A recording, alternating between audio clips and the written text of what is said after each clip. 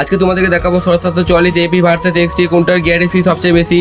আগের ভিডিও দেখেছিলাম আমাদের গাড়িটা ফেসে গিয়েছিল, তাই আমাদের গাড়িকে তোলার জন্য নতুন 744 এপি গাড়িটাকে নিয়ে আসা হয়। এরপর টোজেন করে গাড়ি তোলা কমপ্লিট হয়ে গেলে আমার বাবা বলে দুটো গাড়ির মধ্যে গিয়ারের ফি চেক করবো, তাই সরাসরি দুটো গাড়িকে নামিয়ে দেওয়া হয়। এরপর কিন্তু আমাদের গাড়িটা পুরোপুরি হেরে যায়, কারণ আমাদের গাড়িটা হাইলো গাড়ি আর এই নতুন গাড়িটা হাইলো মিডিয়াম গাড়ি। এরপর আবার দুটো গাড়িকে সেম রোটার নামিয়ে চেক করা হয়। আমাদের গাড়িটা যেহেতু লোয়ে 2 নম্বরে পড়া ভাঙায়, তাই আমাদের গাড়িটাকে লোয়ে 2 নম্বর লাগানো হয়, আর নতুন গাড়িটাকে মিডিয়াম 1 নম্বর দেওয়া হয়। আবারও কিন্তু আমাদের গাড়িটাই হেরে যায়, আমাদের গাড়িটা লোয়ে 2 নম্বর পাচ্ছে না, তাই আমাদের ড্রাইভারটাকে বলি যে লোয়ে 3 নম্বর লাগাতে।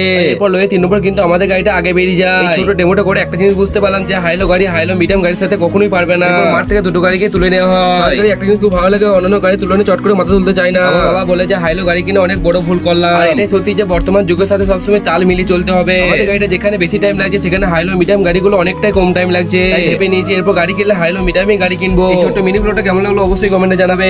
ভিডিওটা ভালো লাগলে অবশ্যই ফলো এবং সাবস্ক্রাইব করে দেবে। দেখা হচ্ছে নেক্সট ভালো